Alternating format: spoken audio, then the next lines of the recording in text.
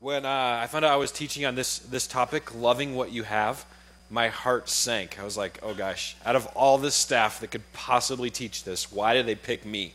And here's the number one reason is I'm a gadget and toy person. I just love them. So the other night, Clarissa and I are sitting down and we're watching television, and on comes this new commercial for the new Apple computer, the new MacBook. And I have a MacBook that's like a year old and it's in perfect condition, but still, I saw this commercial, we have a picture of it, and they told us that this thing is made from recycled material. It uses a fourth of the amount of electricity as one light bulb uses. It has no mercury inside of it. And I was like, Clarissa, I gotta get my hands on that. That's what I want. What can I sell? What can I do? How can I get this piece of machinery? And Clarissa's just sitting there laughing at me. And she's like, Ryan, you are absolutely ridiculous. And so for me, when I knew I was talking about loving what you have, I was like, man, that's one of the issues that hits close to home for me because I'm always wanting the newest, the latest, the greatest, trying to scheme up or find a way. And I started thinking, man, how much time do I waste thinking about how I could possibly get this? Or what it would be like to have the greatest computer or this gadget or that gadget. And I was like, what a ridiculous amount of wasted time goes into that for me personally. Do you ever feel that way? You ever feel like, man, Black Fridays, was just come and went, and is all they want to tell you is, hey, you need this. If you had this item, then your life would be satisfied and would be full. And the crazy part is when the advertisers, when they advertise, they take needs and wants, and they confuse them. So a need is you need clothing, you need clothes, you need shelter, you need friends to some extent. A want is a brand new Toyota truck. With four-wheel drive, they can take you up in the mountains and off-roading and do incredible, amazing things. And what they try to convince you is, hey, not only do you want this, you need this Toyota truck. It's going to help you to be the man, the rugged man that you want to be, that's an explorer and an adventurer. And if only you had this truck, then all of life would make sense. And they confuse our needs and our wants. And advertisers come at us from all different angles, if you haven't noticed. So billboards, when you're driving down the road, all over, everywhere that they could possibly advertise these days, they do it. The latest thing that just blows my mind is not only do they have commercials, but now they started to advertise in the bottom section of a TV show. It's like we're watching 24 the other night. Great show. Did anybody see it? So it was a good one. Not as great as all the previous seasons, but still good. But anyway, so now they advertise, whole nother subject. Now they advertise during the show at the bottom of the screen. It's unbelievable. Advertisers are like, you just need this item. We're at dinner last night, and Clarissa, my wife, she gets a text message from AT&T telling her about the latest gear and gadgets at AT&T and that she needs to get them as a holiday bundle for her loved ones. I was just like, are you kidding me? They're text messaging? And don't even let me start on email. How many emails do we get a day where they're like, the one-time only sale, come and get it now. It's going fast. And so advertisers all over the map saying, hey, you not only do you want this, you need this to be the person that you need to be. We, as a society, as Americans, we are so a group of people that are discontent. We're discontent in so many ways. I was reading this book this week, Jesus Wants to Save Christians by Rob Bell. Amazing book. If your mom's like, hey, I'll get you a book for Christmas, this is one of them you should get. Phenomenal. But he says a couple of stats in there that just totally blew my mind. Here's the first one. Did you know that America makes up 5% of the world's population? Okay, so if there's 100% of the population, America makes up 5%. We are in charge of more than 20% of the world's wealth. Okay, we make up 5% of the population or less, and we are in charge of more than 20% of the world's wealth. It's unbelievable. The average American teenager, get this, spends $150 on stuff that they want a week. They take the average American teenager, spend over $150 on the stuff that they want. Unbelievable. But listen to this part, that there's more than 6 billion people in the world. Over 3 billion people, more than half of the people in the world, live on less than $2 a day. Live on less than $2 a day. And yet, the American teenagers, are spending $150 a week. And what about the adults? We're probably spending more. Unbelievable. Listen to this. Most of the people in America, over 1/3 of Americans, have more than 3 cars, 3 or more cars in their family. More than 1/3 of Americans do that. And most of the world, they don't have any cars. If you took the average person in the world and sat them up here, they'd be like, a car? What's a car? I have a bicycle, I walk lots of places, and that's how I get places. And we as Americans, a lot of us have 2, 3, sometimes 4 cars. And sometimes there's like one or two drivers. It's unbelievable. Listen to this one. I got this one from the Rob Bell book too.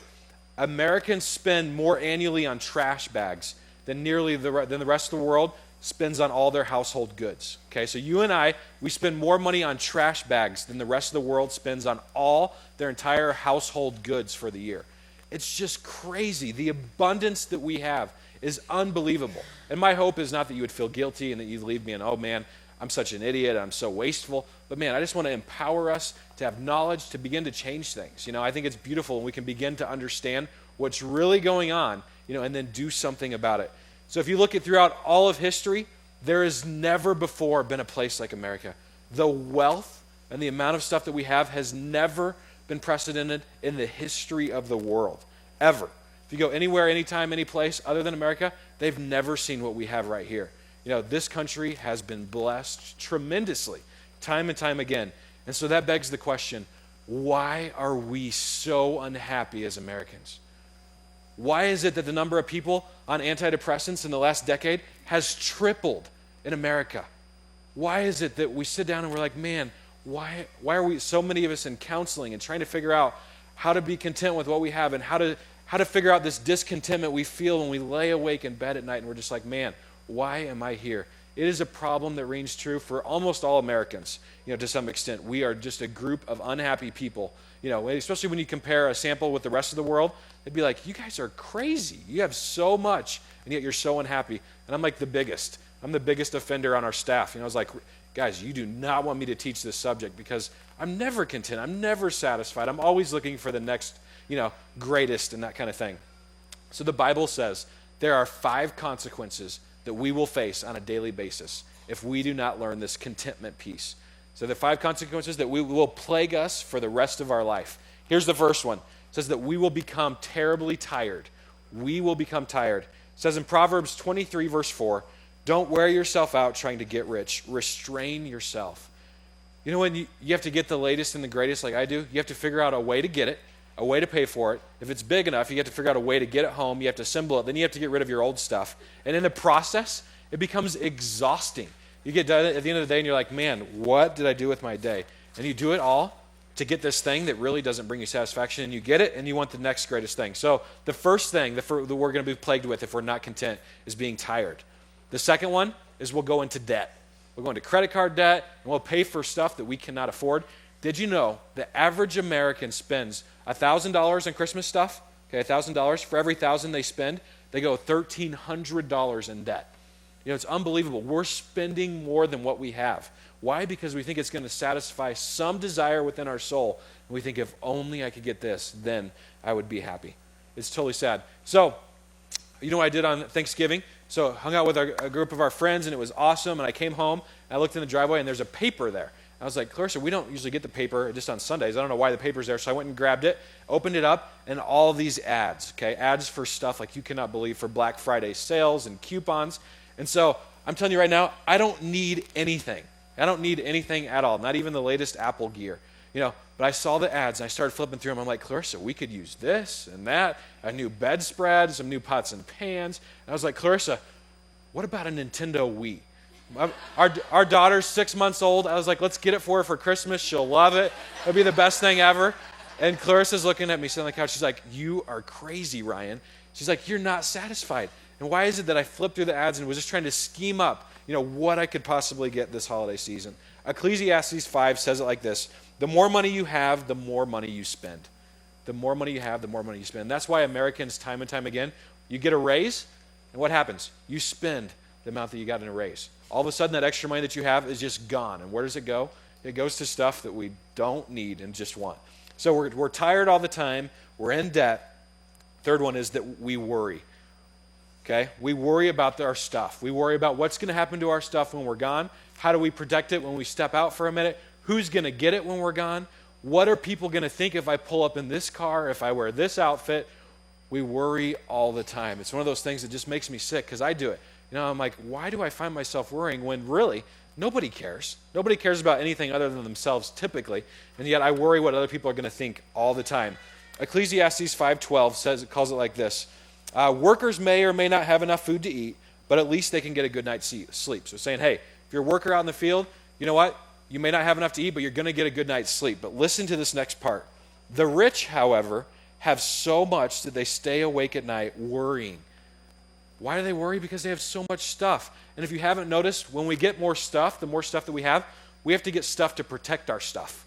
And it's insane to me, but it just accumulates and accumulates and accumulates. And pretty soon we're like, how did we end up here?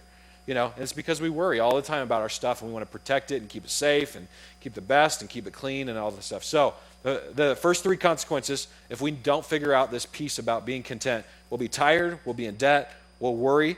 And the last one, actually there's two more, we'll be in conflict. We'll be in conflict with the people around us. There was a reason why God said to the people of Israel, he's saying, do not covet.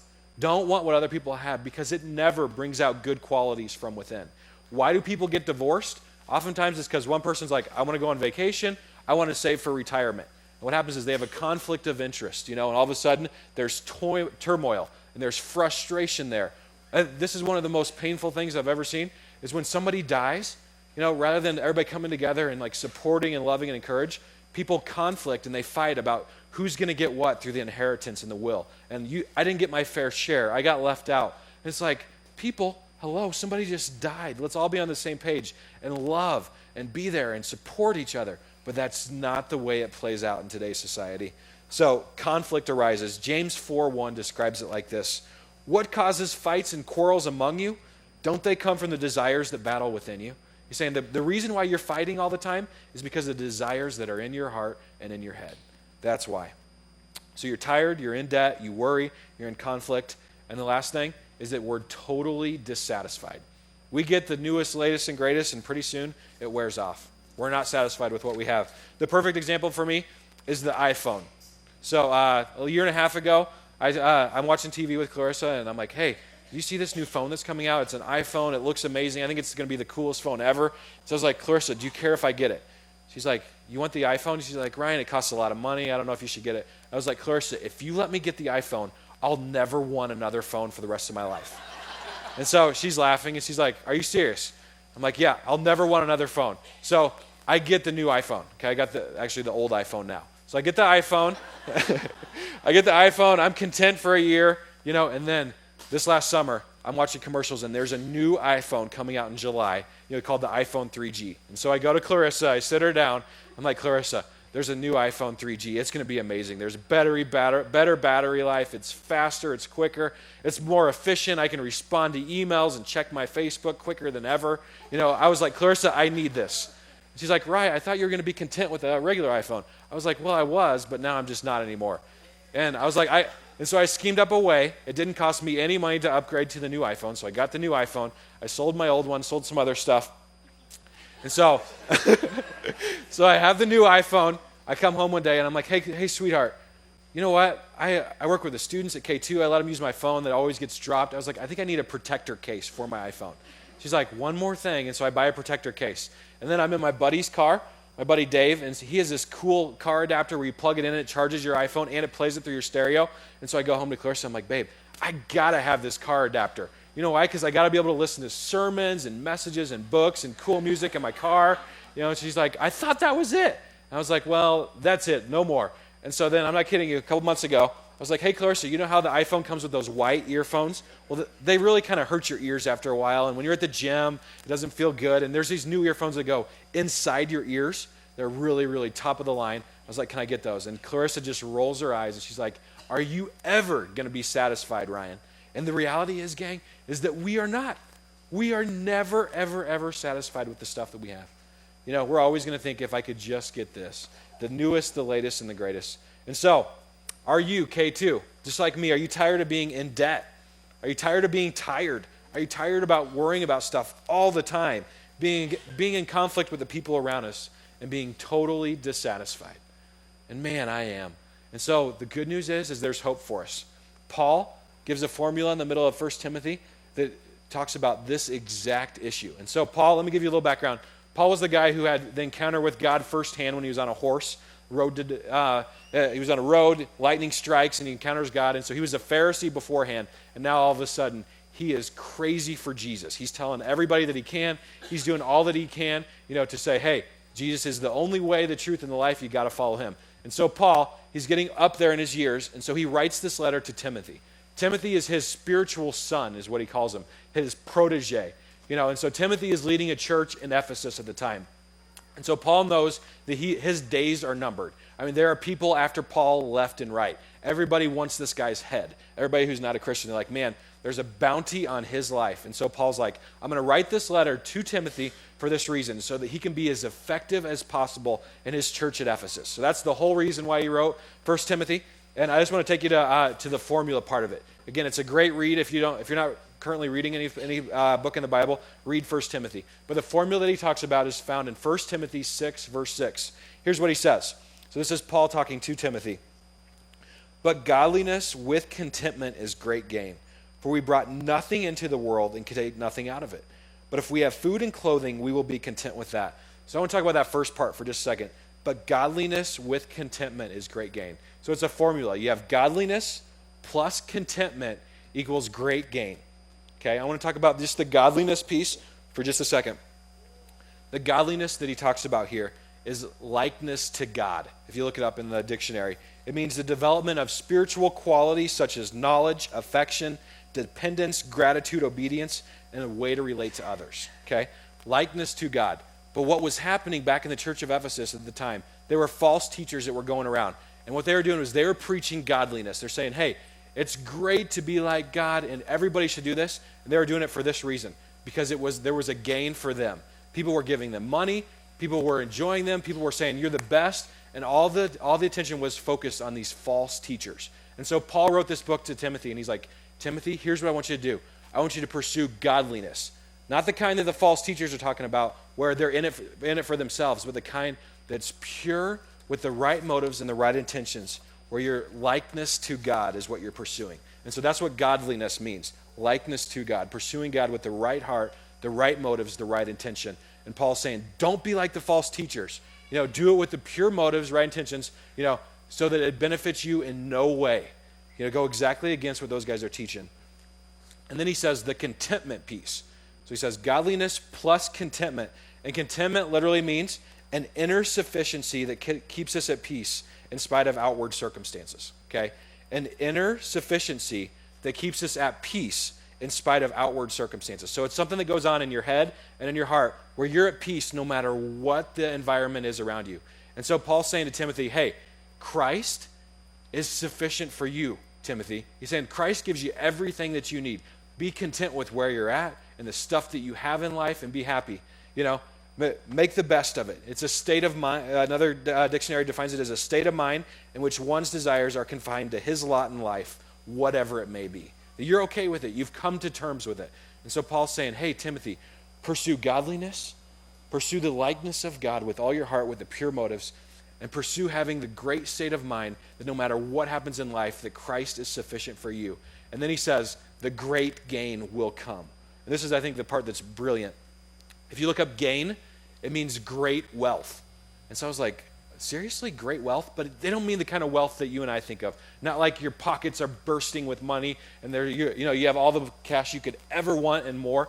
He's talking about the kind of wealth that comes in heaven and the days to come when we pass from this earth. He's saying that you're going to build up for yourself treasures in heaven. And the cool thing is it also means wealth means satisfaction now.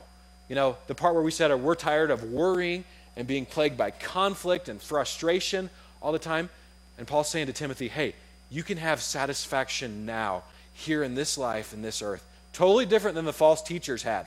But you can be content no matter what your circumstances. And I read that and I was like, man, I want this full life that Paul talked about. He was urging Timothy, hey, you got to experience this life or else you're never going to get it. And so I just thought, man, we as a people of K2, my hope is that we can take that formula to heart and apply it to our lives this holiday season. So godliness plus contentment equals great gain, and not the kind of gain that we often think of when we hear that. So if you talk about the contentment piece for just a minute, how in the world are we ever going to be a people who's content? And so there's a couple of things that we have to do if we're ever going to get it. And the first one is this, is don't compare ourselves to others. Don't compare yourself to others. 2 Corinthians 10:12, here's what he has to say, Paul. We do not dare classify or compare ourselves. It is not wise. Because here's the reality, is that if we compare ourselves to other people, we are never going to measure up. There's always someone who's better looking, always someone who has more money. There's always someone who we think is better than us. And by comparing ourselves, it just is an endless trap where we never feel good enough. And so, what God's saying is, hey, don't compare yourself to other people. I made you unique and for a specific purpose, that's now. So the first thing is, don't compare yourself. Second thing is, be happy with what you have. We must learn to appreciate what we've got. We got to be grateful for the things that we do have. Instead of always focusing on what we don't have, man, what if we focus on the stuff that we do have? I feel like there's this if-only mentality that's creeped into our lives. It goes like this. If only I had a new car, or maybe a used car that's new to you. If only I had a new car, then I would be happy. If only I had, a little bit more money. If I made a little bit more money in my job, then I would be happy. If only I could shed these pounds, then I would be happy and my life would be full. If only I had a different job.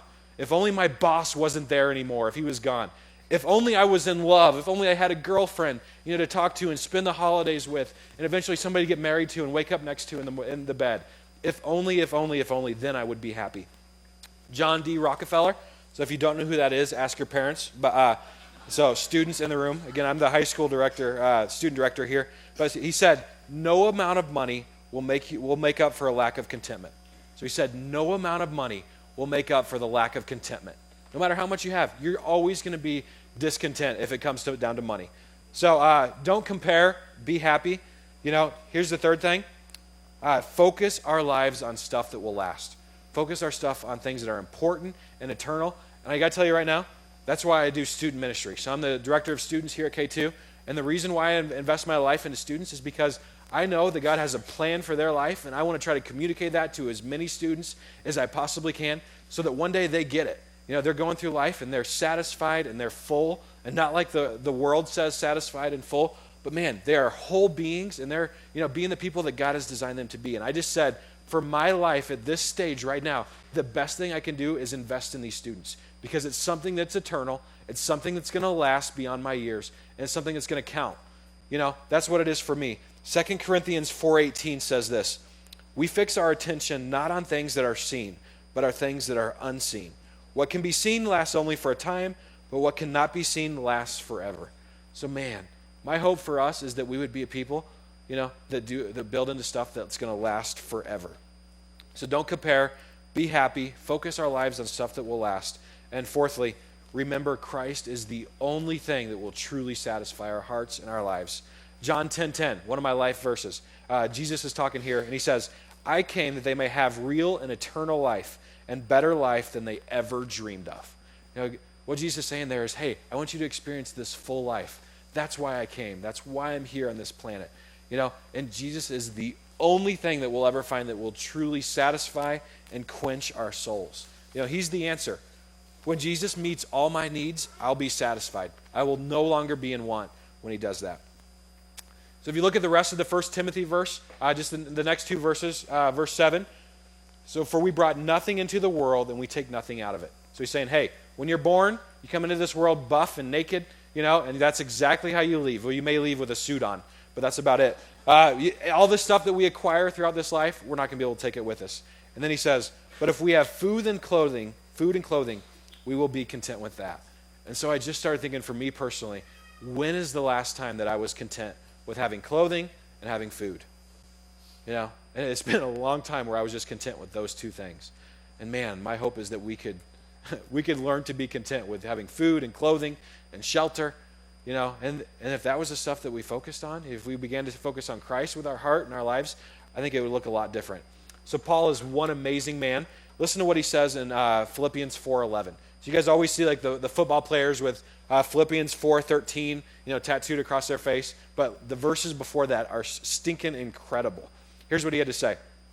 For I have learned to be content whatever the circumstances. So Paul's saying, hey, I learned it. I learned how to be content no matter what. I know what it is to be in need. I know what it is to have plenty. Okay, so he knows what it is to have abundance and to have little.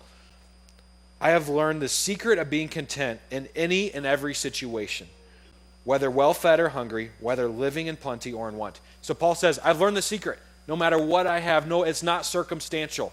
And the answer is, verse 13, I can do everything through him who gives me strength.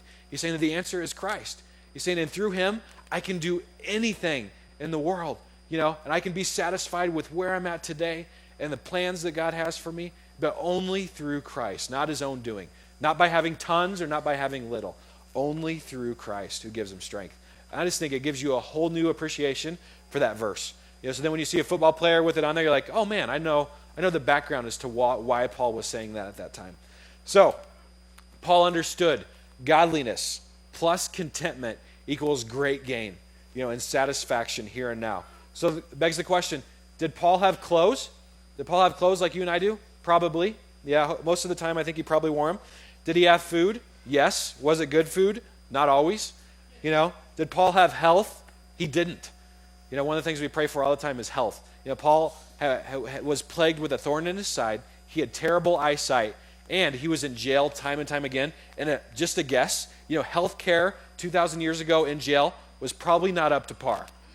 Could be totally wrong on that, but just my guess is that it probably wasn't that great, the health care. Did Paul have a place to live? The answer is yes. You know what it was? He had a tent, he lived in prison, and he lived in other people's homes oftentimes. That was his place to live. Did Paul have the latest Apple gadgets? The iPhone and the MacBook? Maybe. So, wasn't Paul one incredible man? He understood the formula of godliness plus contentment equals satisfaction now and in the life to come. And he applied it directly to his life. And he lived it. And he experienced the full life that Jesus talked about time and time again. And he was urging Timothy, I want you to experience this too. And I want your people, the church of Ephesus, to experience it as well. And only then will they experience, what the full life really is. And so my hope is that we could experience this full life this next year. And I want to tell you about a guy. I'm the director of high school students again. So I've told you guys that like 10 times now. But we took a mission trip this last year, and I said, let's keep it local so that every student can afford it. It was $49. We had scholarships for anybody who wanted to go.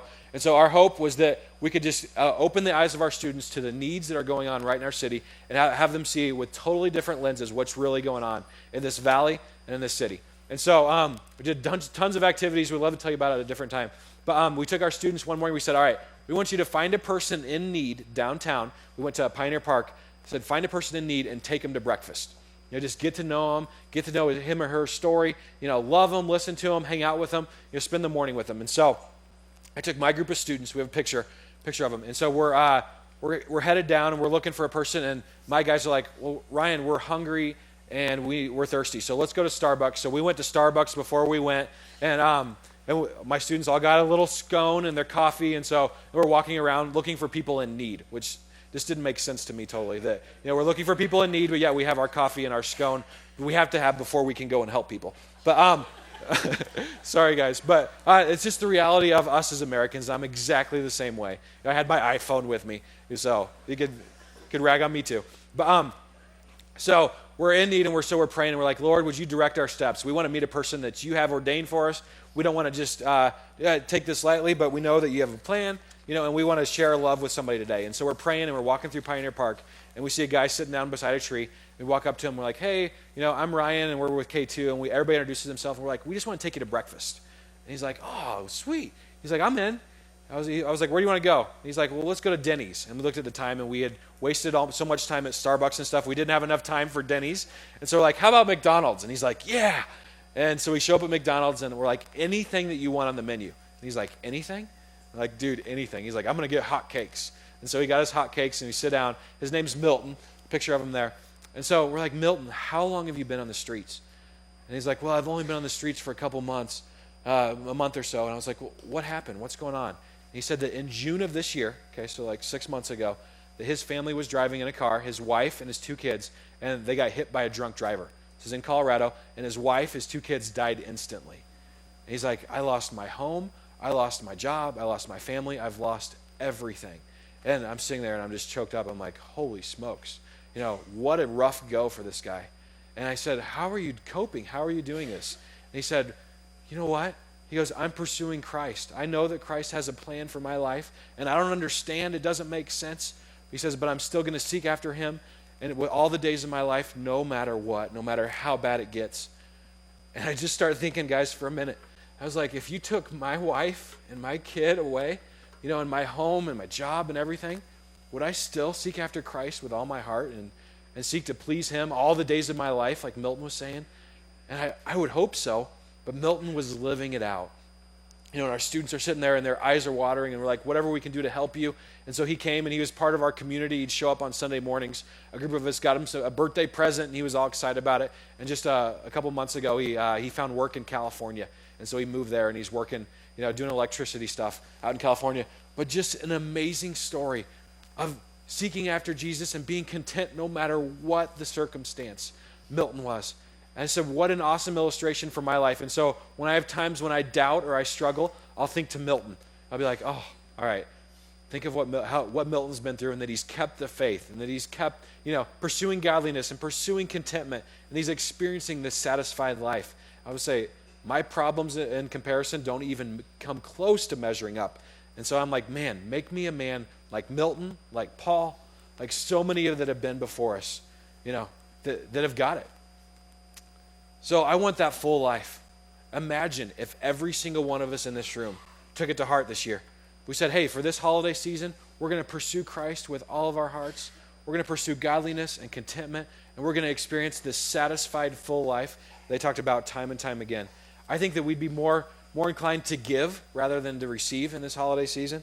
I think that people at our workplaces and our neighborhoods would be like, man, what is going on in you? Why are you so content? Why are you pursuing Christ? They're like, do you not realize the economy? Don't you want more and more and want this thing to turn around and get better, and so you can have more affluence and more stuff and then be happy? And you're like, well, I hope it turns around, but not for those reasons, And it would just be a totally different mentality and a way that we lived. And I think that's the way of Jesus. Wouldn't that be what Jesus would want for us? And so, man, my hope is that we could experience this full life that Paul talked about time and time again. And then we're going to be people who are really, truly satisfied at the core of our being. And we're not going to be searching to fill it in some other awkward way that we often run to. And so you're here this morning, and maybe you're in this first camp. Maybe this is you. Your life has been about bringing you pleasure. Whatever you can do, wherever you can go, whatever you can eat, whoever you can hang with, to make you happy, that's what you're going to do. My hope for you, if that's you this morning, is that you would experience this godliness plus contentment. That you would say, all right, I don't get either one of those pieces, godliness or contentment, but I'm going to start to get them today. I'm going to begin this journey, and that you would start to live that out. And pray every day, say, Lord, help me to understand what it means to be godly, to be like you, and begin to read the scriptures and pursue being content with where you're at in life. And if you're here this morning and you don't have a clue about who Jesus is, and you're just like, man, I just showed up at K2 because I'm searching for truth, or maybe somebody drug you here and they're like, hey, you need to sit here and I'll buy you lunch afterwards. Maybe you came for the free coffee. Maybe you came for babysitting in the back. You're like, somebody will finally watch my kids, and so I just want to drop them off and sit for an hour. If you're here this morning and you don't know about Jesus, man, he has plans for your life that are outrageous. And my encouragement to you is just open your heart to him whenever you're ready. He's not going anywhere, and he is real and he is true. And man, if you're like, man, I want to open my heart to him, but I don't know what that looks like or how to do it, you can grab me. You can stop by the information table, grab the person that you came with. There's prayer every Sunday in the back of the red building. Stop by and ask them. But man, know that his plans for you are outrageous, and they're full, and they're eternal. And man, it's going to be an amazing ride for you. And not always amazing like the world talks about, where you're going to have tons of wealth and you're never going to have another problem ever again, but a life that is going to leave you satisfied and full in the end. So maybe you're here this morning. Maybe you're this first guy, and your life is seeking to bring you pleasure. Maybe you're the second guy, and part of the formula is broken. You've worked your whole life at being content with what you have, and you're okay with that, but this pursuing Christ with all your heart, with pure motives and pure intentions, you don't have that peace. Man, what would it look like for you to start to pursue Christ with your heart? You want some good books to read? Grab me afterwards. I'll tell you tons. But begin to understand that you got to pursue Christ. Or maybe you've got the godliness piece. You pursued Christ with all your heart, and you have right motives, and you're seeking him all your days, but you cannot figure out the contentment piece for the life of you. My hope is that you would ingrain those things that we talked about earlier on your heart, that you'd not compare yourself to others, that you'd be happy with what you have, that you'd focus on the eternal, you realize that only Christ satisfies, and that every morning you'd wake up and say, Lord, help me to be content today. And he'll give you the strength to do it, and have him reveal areas to you where you're not content.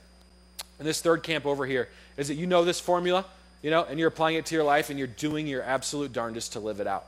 And knowing that you're not perfect, but if that's you this morning, I just want to say, hey, keep fighting the fight. Don't give up. Don't pitch in the towel. And think of what a great example we're going to be to the world to say, hey, this person is not like the rest of America.